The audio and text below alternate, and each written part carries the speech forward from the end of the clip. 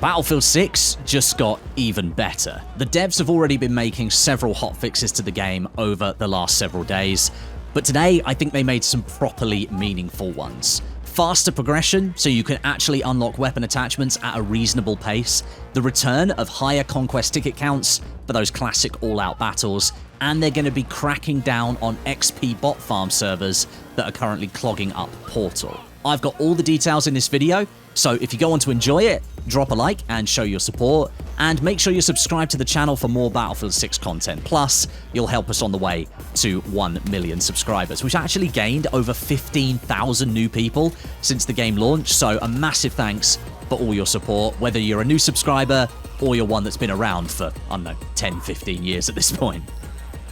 Okay then, let's start with the changes to progression and XP gain, and you'll be pleased to know this is all trending in a positive direction based on community feedback. I'm always saying to people that you never know who could be listening and watching what you're saying, and I don't think there's a greater example than this one right here. And in fact, what makes this news even better is that the change is already live in Battlefield 6. The devs delivered the news a few hours ago, and the upcoming changes are live, ready for you to jump in on over the weekend.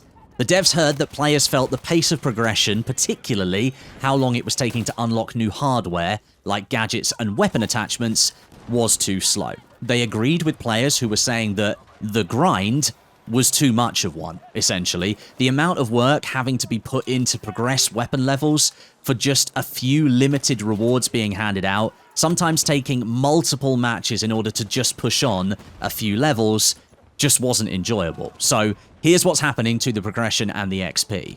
The XP gained from match completion and the daily bonus, which is what you get for your first game of the day, is being increased by 10% and 40% respectively.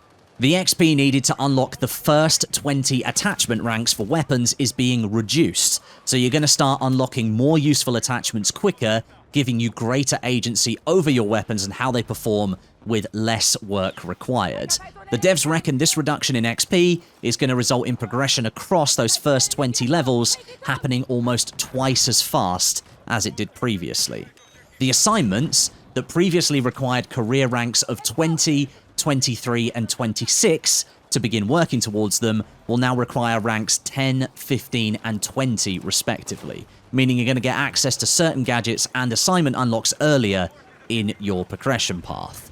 And the devs have stated that whilst it means the assignments will be available to more players earlier, thanks to that reduced starting career rank, they are fully aware how in some cases the assignments just don't work properly, they work intermittently, or they're working much slower than expected, or they have ridiculous requirements that they feel are a complete chore to start working on.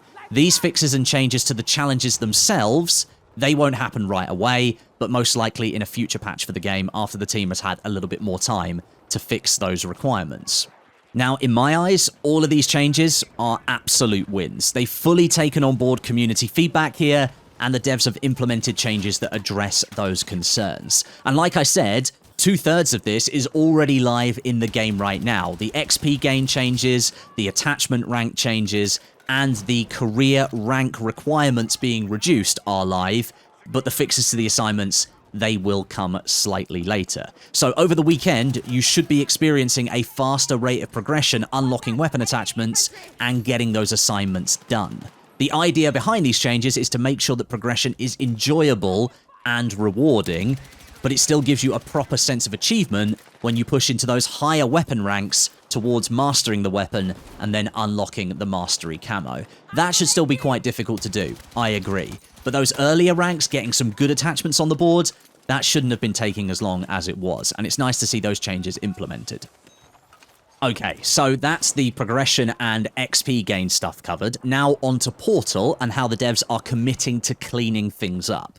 It won't have escaped your notice over the first week of Battlefield 6 how Portal has just been flooded with XP farms, bot-only servers designed to massively inflate your stats and basically help you circumvent the progression system.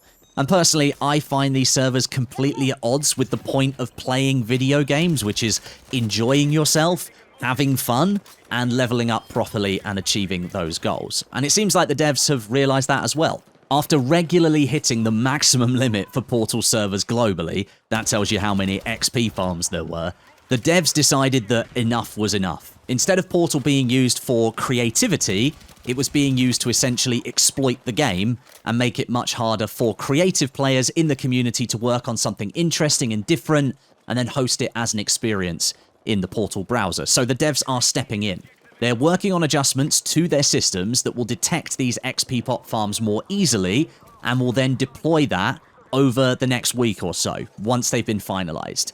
They're taking the stance that Portal should be used for creativity, experimentation, and connection, where you should easily be able to find experiences to play alone or with friends and enjoy Battlefield 6 in a different way to the standard classic matchmaking found in multiplayer. This update, when it arrives, will mean that players will have to republish their experiences and rehost them. That is a little bit of a pain, but if there is something underlying that's fundamental to detecting and then delisting these XP bot farms and progression exploits, then I guess it's a necessary step to ensure that Portal ends up being a place that is full of just weird and wacky experiences. In between all the bot XP farms, I have seen some really cool creations so far from Portal, and I do want to start hosting some of those on my channel here, making videos about them, and then showcasing them to you guys so that maybe you can hop into Portal and you can play them yourself. So hopefully after these XP farms have been removed, we're going to get more creativity